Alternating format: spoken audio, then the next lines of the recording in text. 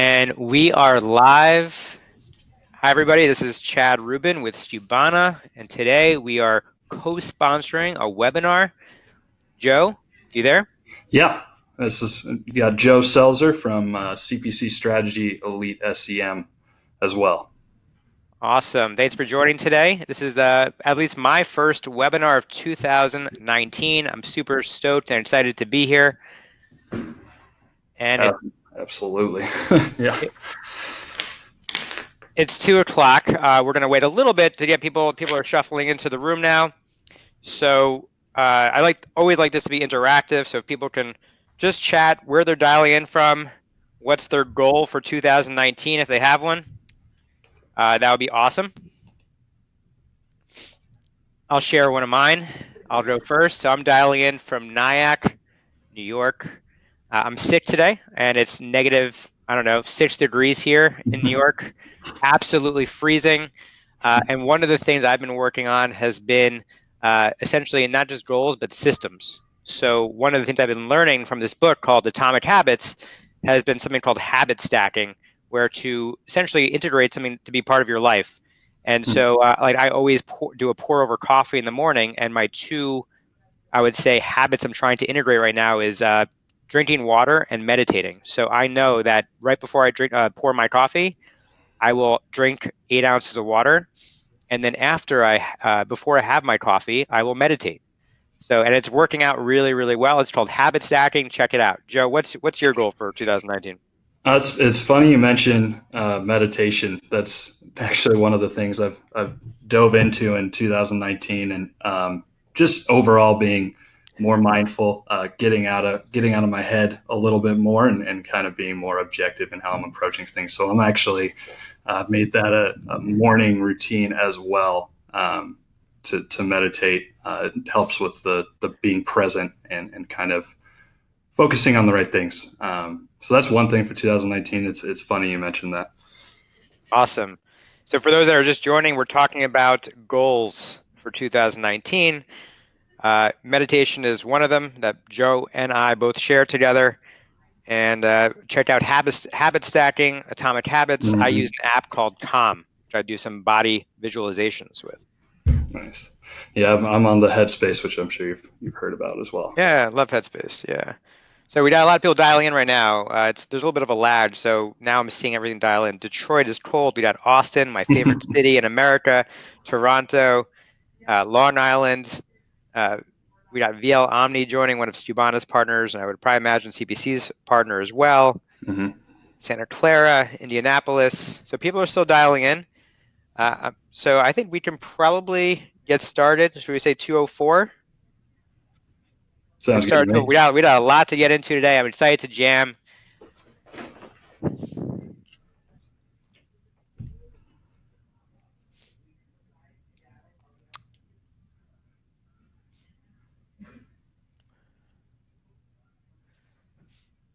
Anton's been meditating for 30 years. Awesome.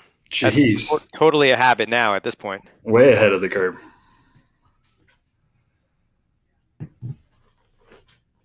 Sunny Florida.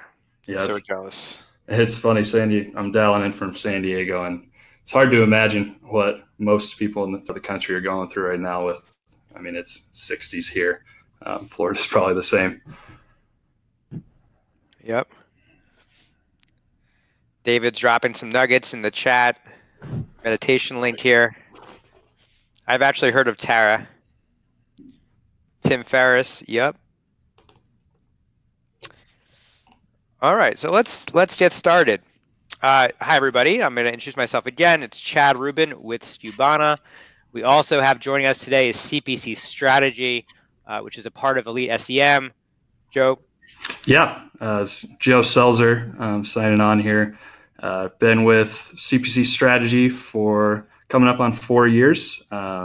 Worked much of that time directly with Amazon sellers and Amazon vendors, managing their advertising strategy, consulting on best practices to drive growth. Now I work kind of in the background with our account support team, so supporting all of our clients and building out advertising campaigns, optimizing them, and making sure that they're addressing all the best practices.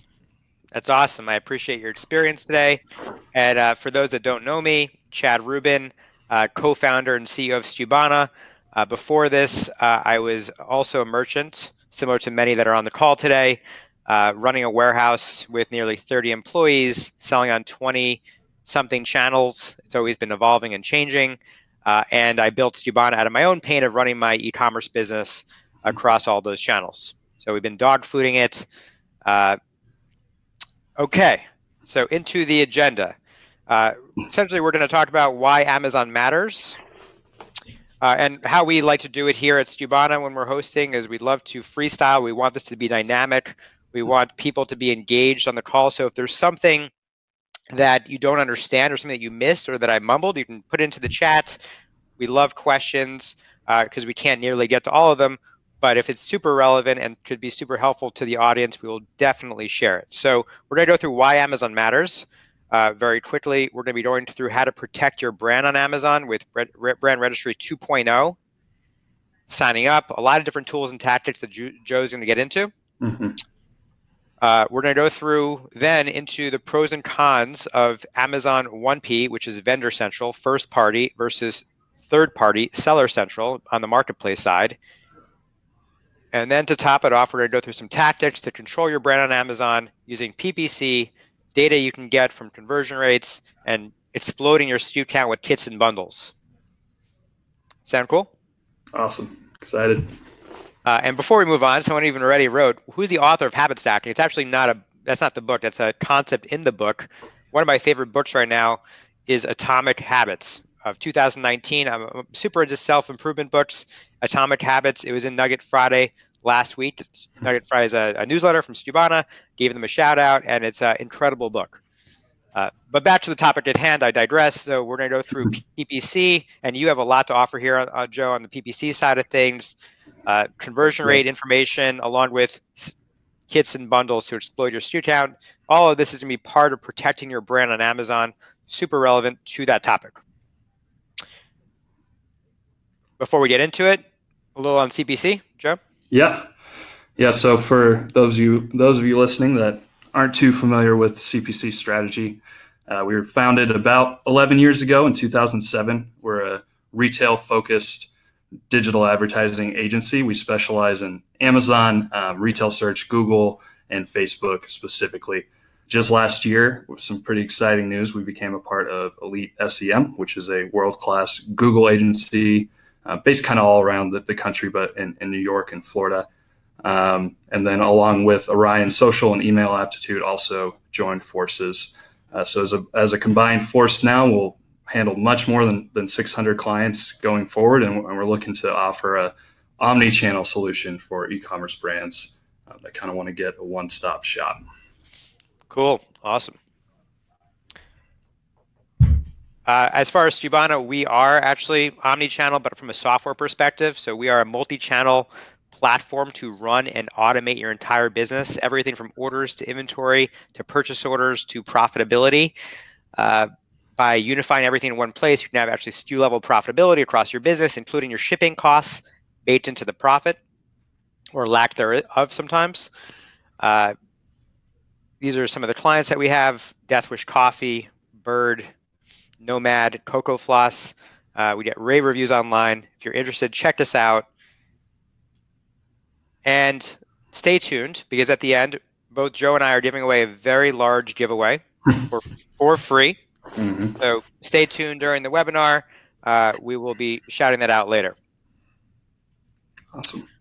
Cool. So just housekeeping here. Amazon is 50%, if not more at this point. I haven't seen 2018 numbers yet, but 50% of all revenue is owned by Amazon. They're a near monopoly, a natural monopoly.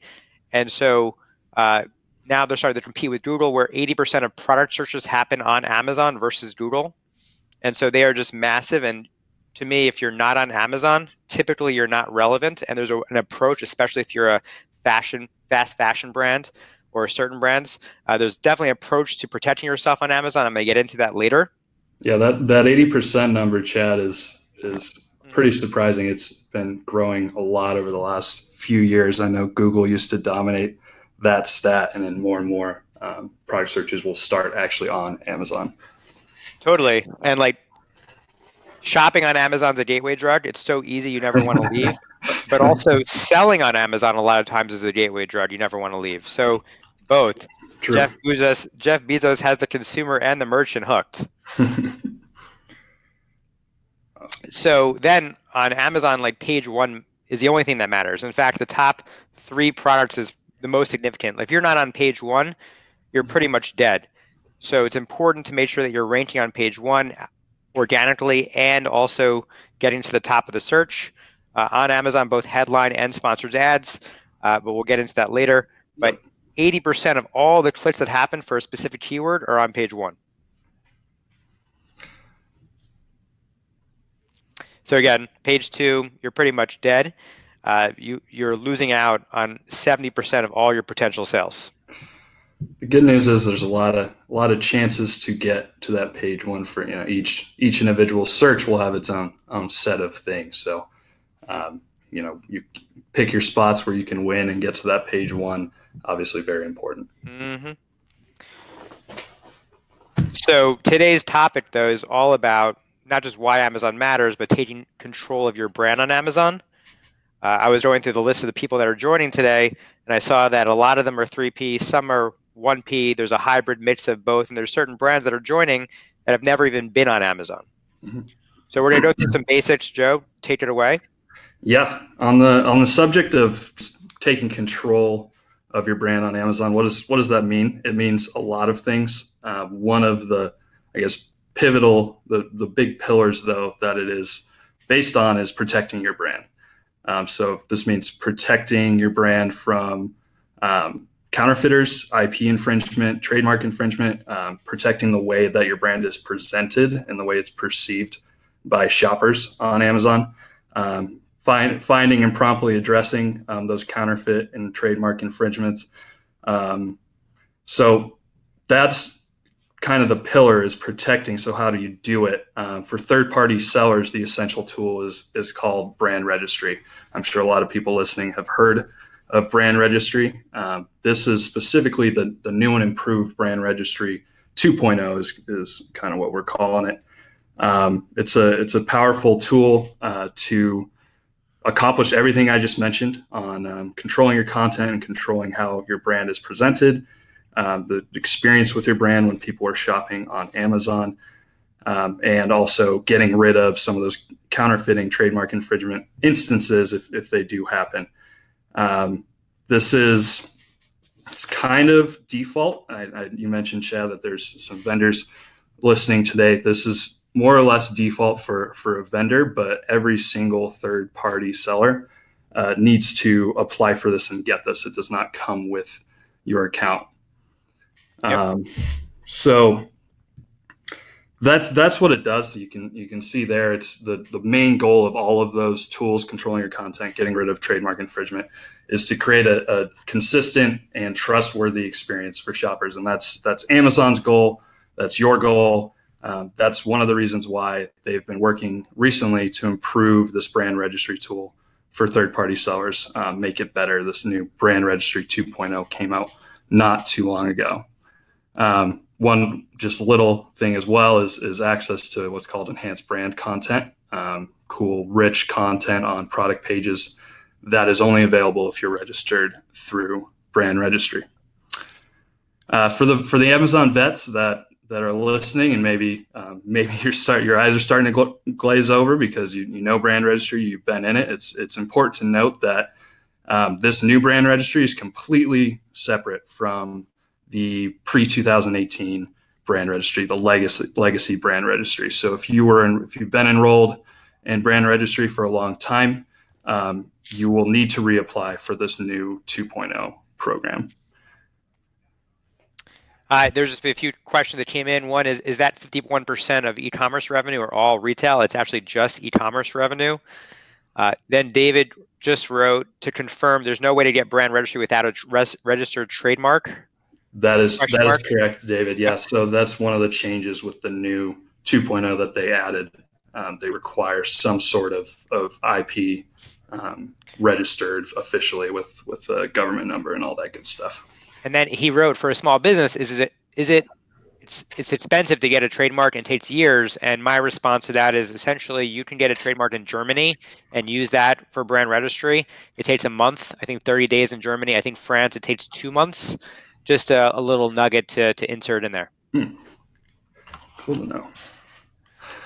Awesome. Yeah. So if you want to go to yeah, of course. Next here, this just is more in summary, the quick takeaways of what you get when you get into brand registry, and we'll talk about how to get in there in more detail in a little bit.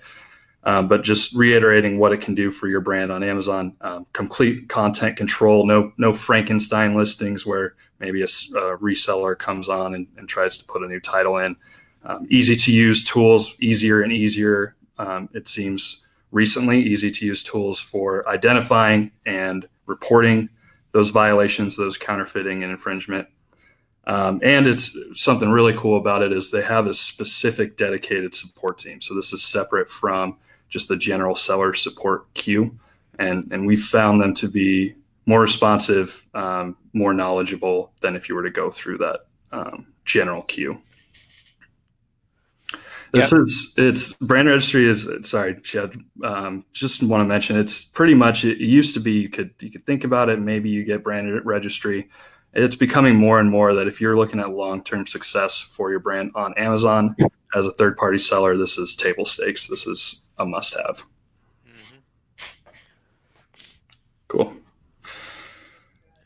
All right. Yeah, so really important caveat before we start to get into the nuts and bolts of making it happen. You can hear all of this, hear how Amazon is working to make life easier for third-party brands on their marketplace. And you can assume that this brand registry might prevent anyone from selling your product besides you, that it'll gate your brand, so to speak, from anyone else trying to list your products. And that is not true. So what Amazon's goal is to provide a consistent, trusted shopping experience, rid the marketplace of counterfeiters or unauthorized intellectual property use. But if someone has your legitimate inventory, no matter how they got it, it is not counterfeit. It is, it's from you. They will be able to list on their offers on your listings. That Amazon isn't really going to step in and do much to police that. So that will still fall on you. Another thing they won't touch is if you have agreements in place as far as MAP or any kind of pricing agreement with sellers on the marketplace, they will not step in and enforce those. So in their eyes, it's a better shopping experience to have lower prices. That's great. They're not going to take much action to police that for you.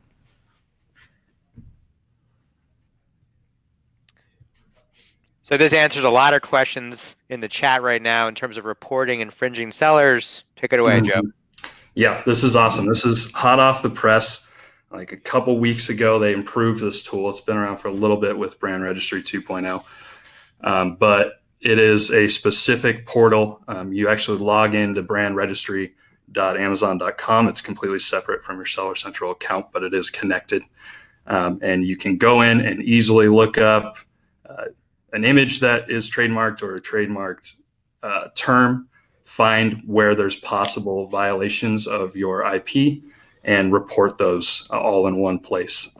And you'll see in a little bit, this new brand registry, this dedicated support team is very effective when the complaint is legitimate, when there's a counterfeiter or someone using your trademark terms in the wrong way. They really take action and quickly. So this is super exciting for a lot of sellers that were going through seller support to try and file these complaints and dealing with this. They're making it much easier to find the issues and then also bring them to Amazon's attention. Yeah, and I just wanted to piggyback on that a little bit. So I use AppEagle. They actually rebranded, but essentially there's a report in there that tells you what your buy box percentage is and also who else is in your listing. I think that's super helpful. And one of the things that I think a lot of brands would notice, even if you're not even on Amazon today, and if somebody's selling your product and maybe the listings aren't up to snuff or they're up to no good, a lot of times there's some sabotage that people can do to listings. you can essentially use the email address suspect-abuse@amazon.com, and you can report things that are happening on your listing. Just to like another good nugget that's outside of brand registry, but this is all in line with like just protecting your brand on Amazon. Yeah, anything and everything. That's what was that App Eagle you said? App Eagle, I think they rebranded to Informed, but I use this report, which is like an export of your buy box percentage, how often you're winning it, because I have my own brand. I come from the e-commerce side, so I have a direct consumer private label brand where we manufacture home appliance parts and accessories, and nobody else should be selling our product except for us. So we can go and click a button, see who's what's called quote unquote hijacked our listing, and we can report them either with this violation tool, which is fantastic, but also another tool is this suspect-abuse@amazon.com. Yeah, to do both. Yeah, anything and everything will help here. Yeah, this is all well and good. The new tool, it is awesome that Amazon's making this effort to put this tool out there. But as a 3P seller, you're extremely busy. You may not have time to log into that separate brand registry portal and look every day for infringers and report it and then check back on the status of those. So some of the things you can just keep track of, and I think Chad, you were kind of alluding to this with that solution, is you can keep track of other things to kind of notice when there might be an issue. So if there's a drop in buy box out of the blue for your account as a whole or for specific ASINs, that's a huge indicator that something's going on. If there's any change in supply chain or if there's communication breakdown in supply chain, that it can be kind of a precursor. And then negative reviews, something to definitely keep track of as a 3P seller, as if you start to experience an influx of negative reviews for a certain ASIN, it could be a sign that there's someone on there that's not supposed to be either changing your content or selling an inferior product. Yep. Cool. Yeah. So the next is the nuts and bolts here. For those of you that are wondering how do I make this happen? How do I get my brand registered? There's a few things to consider before you even start. So it's before you even go and think about doing anything, you need to make sure you have these elements. One is an officially registered trademark. It can be text-based, it can be image-based. Official verification. They're not just going to take your word for it. So you need some sort of document, government issued number for that IP, and a 3P account. That's kind of obvious, but something to mention here is you don't need to create a new login for brand registry. You just use whatever you use to get into your Seller Central account. And once you log in to brand registry, it'll take you through the application process if you have an account. Now, Joe, a lot of people are asking in the Q&A here, brand gating. Now, this is very different from brand registry. Do you want to clarify? Yeah, brand gating it's a tricky subject. It's popped up a few years ago where certain brands were getting, I guess, this policy where no one was able to list on their product listings without their permission. So it was kind of a solution for what I was mentioning earlier that brand registry does not do. It doesn't prevent resellers that have legitimate inventory, legitimate product from listing. The reason it's a tricky subject is it's very unclear how brand gating happens, if it is even happening anymore. We haven't had success or seen success applying for it, asking for it. So it's tricky because it's not something you should focus on or hope for as a third-party seller, if that makes sense. Yep. And I just wanted to say that it's extremely hard to get brand gated. So like I've heard of people that have it taken years to get, and it's because of the abuse and infringement that's happened, whether it's a patent or trademark that's happened. And it typically happens for bigger brands, but it takes years to get. So Right. Again, I wouldn't bank on that either.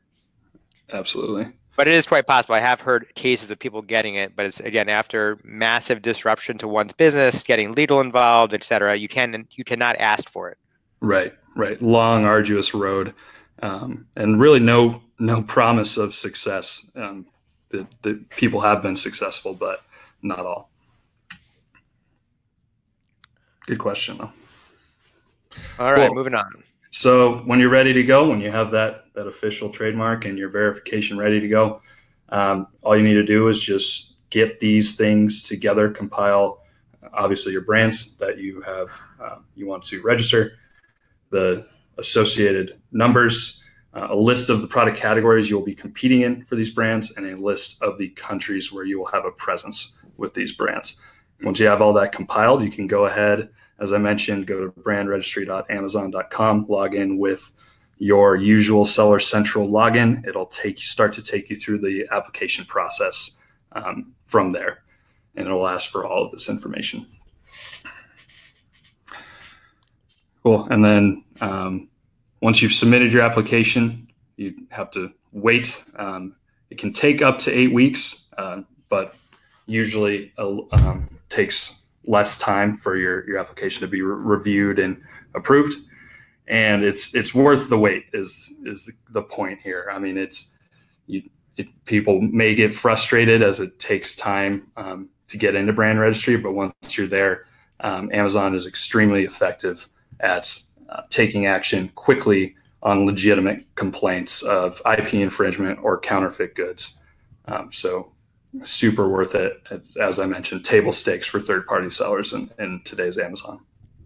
Yeah, and the brand will show up right under the title. So if you're on a desktop, you'll see the branded name. That's the brand that you would essentially be part of brand registry with. Mm-hmm. And brand registry gives you the ability to alter listings. So it gives you the ability to change a listing, to protect a listing. Mm-hmm. I cannot underline how important brand registry is. Yeah. One additional nugget I wanted to provide is I've heard through the grapevine that you can essentially, let's just say you're selling batteries. If you have battery in the actual brand itself, it just helps with the juice that's happening, the SEO juice on Amazon. So if you're selling battery and you call yourself, I don't know, Ever Battery, battery is very, very helpful keyword for Amazon to essentially rank you higher in their discovery engine. That is super interesting. I was not aware of that. Cool. Awesome. So now I want to spend time asking people, how many layers are there between you and the customer? And so for me, and for many other disruptive D2C brands out there, the more layers there are in the supply chain, it means disruption. So there's if there's a lot of layers, it means that there's actually room for you to make more margin. So the reason why I asked that is because with Amazon 1P, 3P, it's pretty fascinating. So Amazon 3P is the marketplace on Amazon, Seller Central, and 1P, first party, is the Vendor Central. Vendor Central means you sell to Amazon. And from a stat that I've heard is about 5% of products on Amazon are actually bought and sold by Amazon, meaning 95% of all products on Amazon today are actually represented from marketplace merchants and brands. And what's happening is there's actually a movement that I've seen, at least on my end, is a lot of the traditional brands that had layers in between them and the customer, and going through traditional methods of distribution for products have now started going from B2B, now go B2C, meaning they're, instead of selling to Amazon, they're actually selling on Amazon and getting even closer to their customer. And there's a lot of hybrid happening too. So like I was looking at the call, who's on the call, and et cetera. And there's a lot of people that are actually doing both 1P and 3P simultaneously. Now, a lot of the rules of engagement are changing. However, it's possible to do both. Any questions so far, Joe? You have anything to add? Or no, the hybrid approach it's a hot topic right now. You'll talk a little bit, I think, Chad, about just you can position it if you plan it right to get the best of both worlds there on Amazon. And this is a big debate in the community. I want to point out Skubana does support both 1P and 3P simultaneously, so you can do both through our platform. So Gosh, my phone keeps on ringing. Okay, so there's this huge debate in the community of like, why would someone be on 1P? What are the pros? What are the cons? Everyone has their own point of view. I want it to be extremely as neutral as I possibly can be and give people the pros, the cons. So the pros, you get Prime Now. You may get exposure to other channels that Amazon prioritizes. You can do what's called Amazon Vine through 1P, which is technically Amazon's own program to get incentivized reviews for product. AMG, you can actually get now without even. So a lot of this on the pros, I actually got from somebody who has a very strong opinion about just doing 1P because that's how he makes most of his money. So I pulled this from him, but the cons are from me. So I'm both, right? I also have a software, but I also come from the merchant side. So we do both 1P and 3P. And the problems that I've seen with 1P have been constantly getting negotiated on terms with Amazon. We constantly are getting squeezed. Essentially, you have to give up a certain percentage of your revenue to access the reporting tools on 1P. You lose control of your product detail page, the price, inventory, what is ordered, along with when you launch new products. It's harder to get new products to market because Amazon has requirements around getting glance views, getting impressions on your product so that they could sort of validate the demand on that product so that they know the anticipation of that will produce results from an ROI perspective. Yeah, the lack of control, both the pricing and the inventory, is a thorn that a lot of vendors don't realize will be a thorn until it is. The Amazon will, you can suggest map to them, but they won't always follow it, especially if there's lower prices on other marketplaces on the internet. And then the inventory, Chad, you hit it on the head. For new products, you can't send in inventory. They have to ask for it every time, which can be an issue. Oh, yeah. So, and there's also there's a concept that I believe was coined by Amazon called crapping out products. It means you cannot realize actualized profits. And so essentially a lot of these lower price products, a lot of the lower price products that are on Amazon, they typically may not stock. Right. Because they can't realize actualized profit, and you're like, okay, well, I want my entire catalog on Amazon. They'll say, well, sorry. So then we'll get into this later about kitting and bundling, but that's one way to overcome this obstacle. Yeah, can't advertise it. Yep. Go ahead, Joe. So moving into 3P. So for me, I do both, right? And I do it because I like hedging a bit. I like hedging because you get access to both 1P, 3P, support, etc. It's kind of like an insurance policy. You get payouts every 2 weeks instead of longer term cycles. You get amazing reporting, which we'll get into soon. And essentially, you get more on the pulse of your customer. So it's a one-to-one relationship. Going back to what I was saying is like you peel back those layers between you and your customer. You can actually use that data internally to make better decisions of what people want and double down on what those people want. And you can get that through selling direct. And on top of that, you get to control your listing, your price, who's on your detail page and your product pages, etc. I would say the downside, account management support. There used to be actually support. If you're a huge platinum seller, you may get support, but a lot of the sellers that are doing, say, under a half, maybe a quarter of $250,000, aren't getting support. And you cannot access certain promotions or events that Amazon has. Anything else to add to that, Joe? Yeah, just going off of that, no access to certain promotion or events. That's like the big Mother's Day homepage that they'll do. Some of those huge promotions that are big price tags to participate in. Some of the features that vendors used to have and exclusively have as vendors, those lines are getting blurred a lot. So you mentioned Amazon Media Group, AMG, that is more and more becoming available to third-party sellers. So those lines of, vendors get these things and it's off limits to third-party sellers are really getting blurred lately. But those big promotions and events is what that bullet point is referring to. So yeah, there's the other questions here. Someone said, do you get paid slower on 1P? And that is correct. So Dan mentioned that 1P pays every 60 days, but actually depends on the terms that you've negotiated with Amazon, and those terms can be subject to be changed.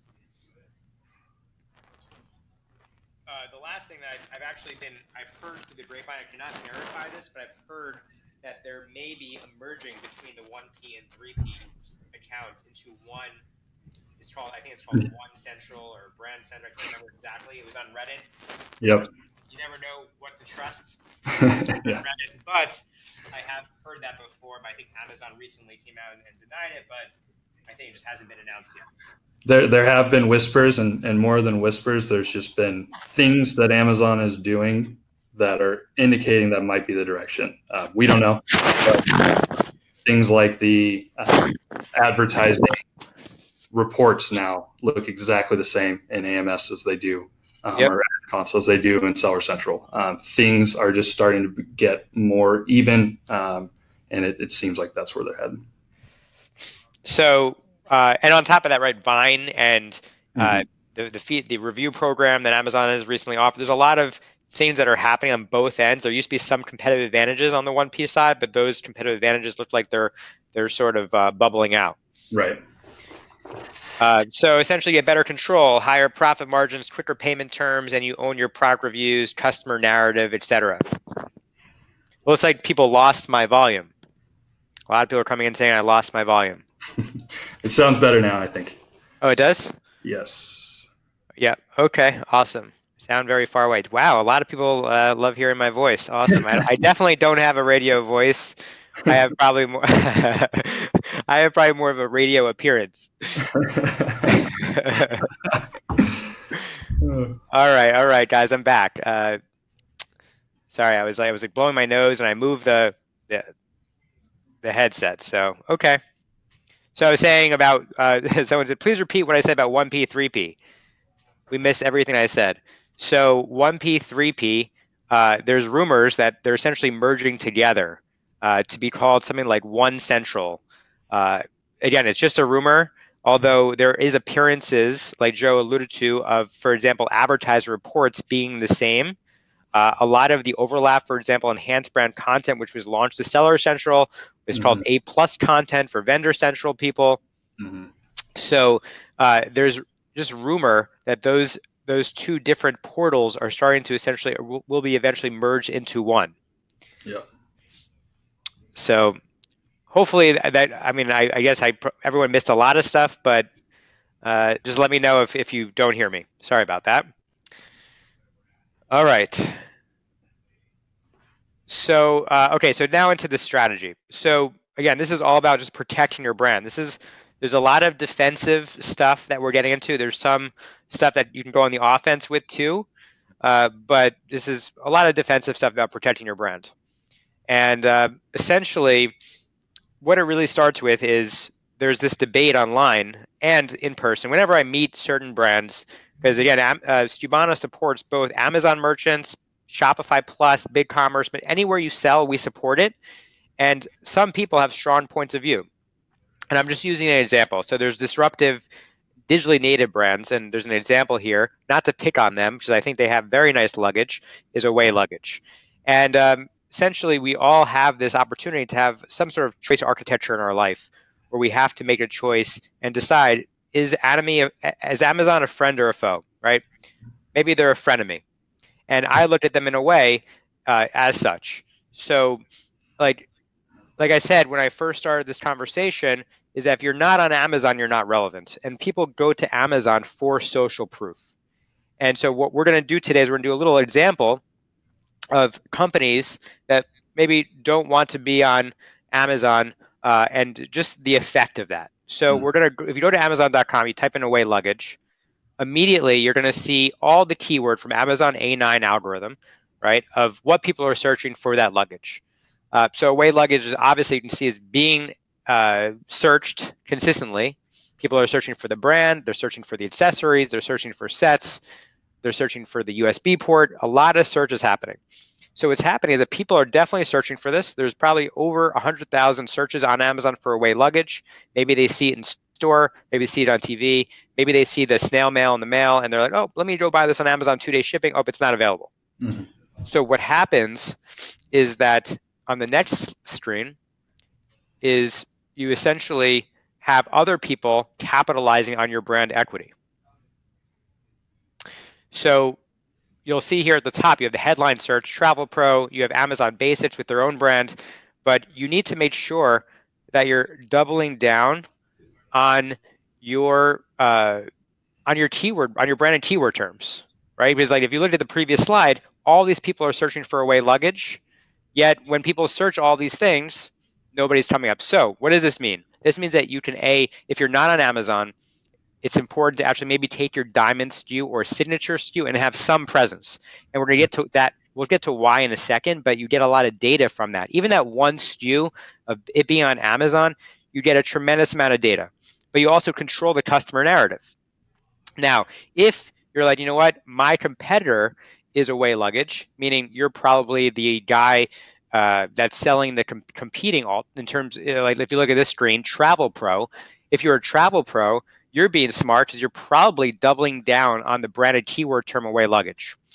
So now, if you know that 50% of e-commerce and 80% of product searches happen on Amazon, and if Amazon is a gateway drug and people, once they start, they never leave, you bet your bippy that that guy that's selling that luggage is capitalizing on all these keyword terms here. And even if he's getting 25 of the 50% market share on Amazon or 10% of the 50% share on Amazon, he's earning away business from away luggage.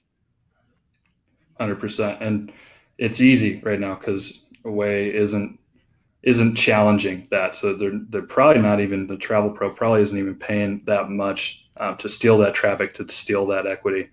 And Chad, you mentioned the gateway drug of shopping on Amazon. It's really important to realize as a brand that shoppers on Amazon are loyal to Amazon. They love the shipping. They love the review system. They trust Amazon more than they are loyal to brands, more often than not. So as away luggage, you might wishfully think that, hey, they'll see we're not on Amazon and then they'll come back to our website. That is often not the case because people will trust, hey, these Travel Pro bags, they have pretty good reviews, good price. I trust Amazon. I'm going to go with these instead. Yep. And so like right now, there is no protection for capitalizing on advertising on branded keyword terms. And that's where there's a ton of money to be made, especially if your competitor refuses to be on Amazon. And typically it's out of ego. Now, one other thing, right? If we're talking about like news of things that were just launched, Amazon launched a tab for, I believe it's for manual campaigns called placements. Mm-hmm. And placements, and I'm sure you're aware of this because you're doing this all the time. Placements will show you the percentage of your spend and conversions that are coming from top of the search or buying from sponsored products right underneath on the product detail page where it's like people who bought this sponsored products also bought this. Mm-hmm. And so you're getting this data, you're collecting all this data that you wouldn't normally have if you weren't on Amazon. Right. All right. And we can spend like a whole day talking about that strategy. All right. So talking about data, you also get conversion rate data in Seller Central. So if you go to Seller Central and you go to reports and you go to this specific report here, and so this report will give you on Amazon detailed page sales and traffic by parent item as a report. It'll show you the sessions, the amount of people that are coming to your listing or your product detail page. It'll also show you how many people are ordering that. Now, Amazon doesn't outright give you your conversion rate. You have to figure it out yourself. But on this page, they give you the unit session percentage, which we'll get into in a second. But this data is extremely important because now you can see what your conversion rates are on Amazon. And if you're not on Amazon, well, You should be. No, I'm just joking. If you're not on Amazon, you can actually compare what your conversion rate is off Amazon versus on Amazon. So you take the total items on this report, plus the B2B ordered items, you divide it by your sessions, and that'll give you your conversion rate. One little nugget while we're talking about this is that Amazon allows you to put in B2B pricing on your product, so you can scale up your quantities, which is very, very important to them. We add up both B2B and B2C orders together, divided by your sessions, gives you your conversion rate. Now, I love benchmarking data. In fact, I do this with my friends in the industry just to understand how we're doing on Amazon, on our conversion rate on Amazon versus others. And so we are tracking this on a monthly basis to see, hey, is our sessions going up? Is our conversion rate going up? And like if you have a lot of sessions and you have no conversion rate, ding, ding, ding, there is an opportunity to capitalize on. So you can say, okay, you know what? There's a lot of people coming to this. They're not converting. Let's try to understand why. And you can start testing different things like swapping out images and adding in better bullet points, or making sure that you have at least maybe 250 to 300 characters on your description of the product, making sure you put in enhanced brand content and you make sure you drop in videos. Absolutely. So off Amazon, right, a good conversion rate is 3%. 1-800-Flowers, for example, has a lot of intention and purpose driven in their business. And so there's a clearer path to checkout, and it's a lot less friction. So they have a 17% conversion rate. An amazing conversion rate off Amazon is about 5%. And so depending on your category, typically what I tell people is to go for 6 to 8%, but you may be in a category that may be very, very different, or you may be such a unique product where people are going in with brand intent and buying it. And so it could actually change dramatically. That's why I suggest going back to data, looking at your conversion rate over monthly, and then maybe even asking other people to fill it in, but they don't need to tell you the breakdown of their detail pages, but they can just show you on average what their conversion rate is. So the thing with Amazon that drives a lot of getting to that page 1 that we talked about is Amazon's like, what have you done for me lately? So back in the day when I first started selling at Amazon and everything was organic, I'm like a first generation Game Boy. And I'm probably dating myself by even using the Game Boy analogy. But essentially everything was organic. And so the way to get to Amazon's heart was actually just getting a conversion, because Amazon makes money every time somebody converts. It's not a cost per click model. It is essentially cost per acquisition. Like they're actually making money when you sell something. So that's very, very valuable to Amazon. But as you layer in all the other things that Amazon cares about, for example, FBA.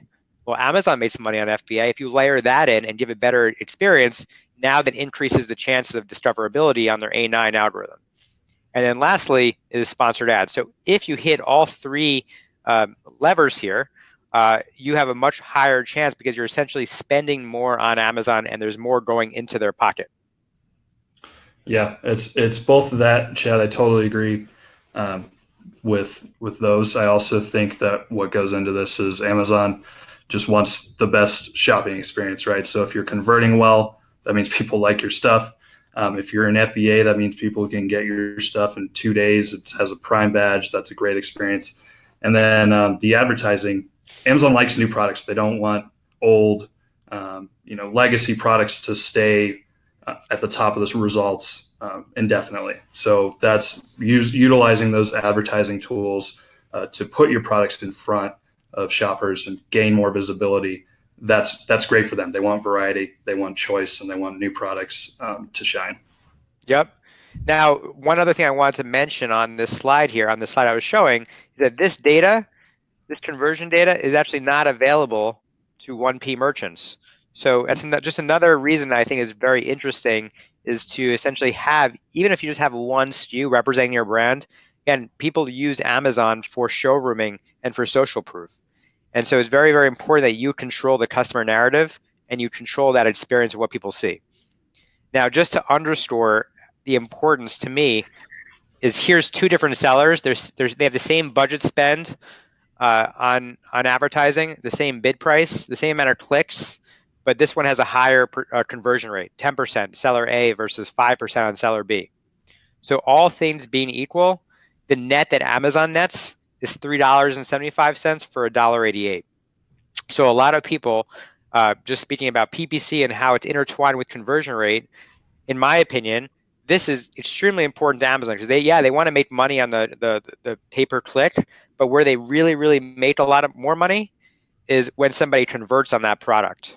So if you want to have a lower ACoS and you want to make the highest return on your ad spend, make sure that your conversion rate is awesome. Make sure that your product detail page is awesome before you throw good dollars at a bad detail page. That is such a good point, Chad. That's something really important to understand. I've seen a lot in my time here at CPC, just people excited about the PPC advertising, getting their products in front of as many people as possible, and they skip the quality of their detail page, and it always ends up going poorly. So really, it's kind of like walking before you run, making sure that when you send people there, they will have a great experience and have a good chance of conversion. Yep, cool. So yeah, we were just talking about that. Amazon loves the dollars. They place a very heavy weight on their conversion rates, which is what makes them the most of their money. So now the next piece that Amazon really values is a higher basket upon checkout. If you have people that are buying multiples at a given time, they reach economies of scale. So if you're selling 2 pencils, if the first pencil is $1 and the second pencil is $2, but it costs you 50 cents to ship, it's probably going to cost you 51 cents to ship if 2 people buy 2. So Amazon can essentially make a lot more money on the bottom line if they bundle things in their cart checkout. And so if I go back, before we get to the last strategy, if I go back here to unit session percentage, which Amazon gives you, this is technically accounting for how many, if people are buying more than one additional item in their checkout. So the question is, well, how do you add additional items in checkout to make people buy 5 versus buying 1? So there's a couple of ways to do it. One of the ways that I love to do, and we've talked about this a little bit, and I see in the chat, people were talking about this, which is variations, which is very specific to your category on Amazon. There's a few other ways to do it. You need to get your customers to buy 2 or more units. This increases your average order value. It increases the net profit for both you and for Amazon. And essentially, you can do it with coupons. There's a way that you can do it with coupons. And so here's an example. I think this is like emoji balloons or something. But if you buy 5, you get 20% off. Buy 4, you get 15% off, etc. So you can essentially influence your unit session percentage based on coupons. And Joe, if you think you want to add anything, like obviously just come in, interrupt me. I want to make sure this is like, I know you got so much value here to provide. Yeah, the coupons is a good way. I mean, in my experience, just try it out. There's really not much downside to having those kind of quantity discounts on your pages. The worst thing that'll happen is people won't see them, won't use them. But really kind of a good thing to test out and not much downside. And I know Amazon's been testing these coupons like at the top versus at the bottom or in the middle. So this is an example of actually someone where the coupon is actually, you can apply it through the top, which I think has probably a much higher conversion rate than the ones that are down below. Yep, and I believe that varies by product category, how that's presented. Yeah, and this goes back to sessions. Now, again, you could do variations on your SKUs, which I think is also an interesting way, but you can only do that in specific categories. A lot of people were abusing the variations. And so you got to be really careful about Amazon's terms of service there and look into exactly if you can do variations in your specific category. Now, essentially, if everybody has the same product on Amazon and you all are using the same type of image, in my opinion, fitting it is failing on Amazon. And if you don't stand out, you are invisible. So there's different ways and approaches through kits and bundles, which I love to do, which increases your Monopoly share on Amazon. Now, I love Monopoly, period, as a game. I love playing Monopoly in e-commerce, meaning I love being on every piece of the board to win. I love being on every marketplace I possibly can be on. I love being as many channels as possible, but I also love having as many products as Amazon as possible too. And so there's this interesting concept that I recently learned, which is called the suggestion impulse buying by Hawkins Stern. He's an economist. And essentially what happens is when people see a product for the first time, they visualize a need for it, and it's triggered only when they see it. So this translates to people buying products not because they want them, but because how they are presented to them. So if you fast forward, right, if you look here, here's a great way to increase your average order value, but also to stand out. And it also you don't need to be the cheapest guy to win. Right. So you can make different variations and kits and bundles of a product. A kit is 2 different units together. So maybe you have pillows or a throw blanket with a couch, whereas just the individual unit is just the couch. Or a bundle is like, hey, here's 2 throw units, or here's a 4-pack of the throw blanket. So you can create these pack sizes that increase your average order value and also increase your net profit on the bottom line because you're reaching economies of scale when you ship. Yep. Great way to break away from if you're in a vertical with a lot of, like Chad said, a lot of similar products that look the same, a bunch of beige couches on the vertical, offering a throw blanket that's can make the difference, can get the conversion over the people competing against you. And there's different ways to create primary images that are that will essentially get people to look at them. Of course, kits and bundles are great, but like you can do action shots of a product as long as it has a white background as the primary image. For example, if you're like, let's just say you were selling a similar product to like a Jenga. Well, you can have Jenga in a row standing up. That's beautiful and just like untouched, or you can have it sort of on its way falling down in a professional photo shot. So anyway, just a little nugget. Now, Ben asked, does it have to be 2 of the same products, or can you create bundles of 3 products that work together? Great. Yeah, that's perfect. So 3 different products.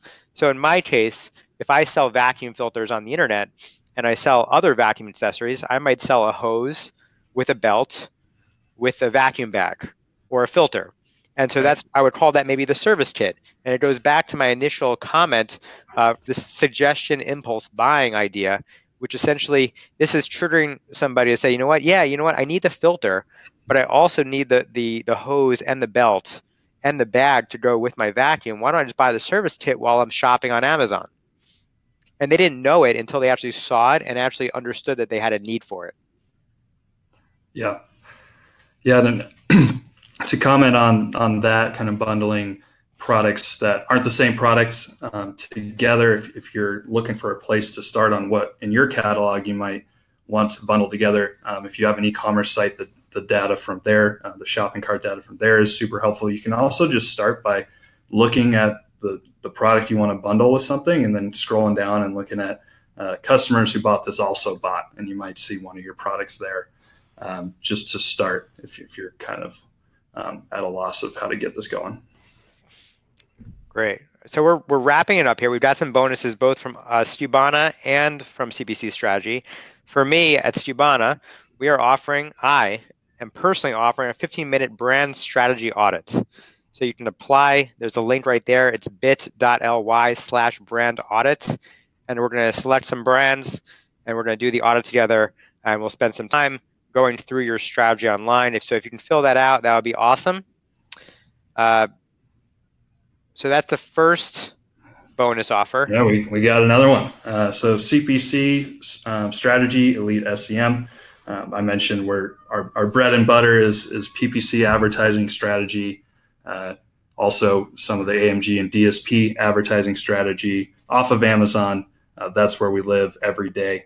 If you're curious and you want to see kind of how you're doing and if we could help you out, we're offering free evaluation. If you just want to email that email you see on the screen, you'll get one of our in-house experts to do a evaluation of your advertising for free. Awesome. So I think the next step is probably just to open up. We're getting on the top of the hour here. Mm-hmm. And so we can do some lightning round questions. I know there is a little bit of a delay with the webinar software that we use, so we're going to keep it running in the background for a couple of minutes after we get off. But any questions? We're moving into Q&A. So let's see here. Just going through a lot of the questions. Mm-hmm. We went through a lot as we went through the webinar together today, is the coupon feature for both 1P and 3P? Yes. Yes. So you can. Sorry. Go ahead. No, I was just reading the next one. So go ahead. Keep going. Yeah, so available for both. You want to, and I also see a question on here: is coupons better when you want people to buy more in one order, or is a promotion maybe a best deal or a lightning deal or just a money off? I always say test them. You're not going to know until you look at the data. You can guess, but coupons work in some categories really well, don't work in others. Promotions can be duds or they can take off. So I always suggest test it, see what works best, and then kind of use that as your go-to strategy. And this is a good one. What do you consider the most effective enhanced brand content template? I think we typically use traditionally template 4. How about you? I would have to consult our creative department here about that. I'm not too involved in the creative side of CPC. Got it. Okay, no worries. Any closing remarks, Joe? How about that? Closing remarks. It's a good time to be a brand on Amazon. It's getting easier, and you're more options to present your brand and be creative and build that equity, build that image with people shopping and interacting with your brand on Amazon, and it will only continue throughout the rest of this year. Another question here for you, Joe. I think this might go to you. Yep. Can you operate brand registry on behalf of another brand if you're granted permission from them to control on their behalf? I don't see why not. If you have the credentials we mentioned, the officially registered IP and the number and all of that, you might want to get something in writing from them in case you are asked down the line. But I'm not aware of any roadblocks there. Got it. There's lots of questions coming in here. Where do you set up a coupon or bundle? You can go to, I think, promotions and Seller Central to set that up. We're just going into the lightning round here because we're hitting the top of the hour. I want to be respectful of your time and everyone else's time here. Bundles pre-assembled for FBA, or do you pick the items offered? You can pre-assemble them. If you're using Skubana, you can break down those bundles and have Skubana pick your core items to make those bundles if you're merchant fulfilled. Let's see what else here. Jono says, how getting listed on Amazon Fresh? Oh, I don't really know much about Amazon Fresh. Do you? I don't, unfortunately. All right, so there's lots of questions here. If you have additional questions that weren't answered, I certainly want to make myself available to those that are on the call today. It's chad@skubana.com. That's CHAD@skubana.com. You could. Yeah, and I can be available as well. And my email address is pretty easy as well. It's joe@cpcstrategy.com. Awesome. Well, thank you everyone so much for joining. Joe, awesome job. This has been fantastic. I really appreciate your time and for your contribution today. And rock out. You as well, Chad. I'll see you around. All right. Thank you.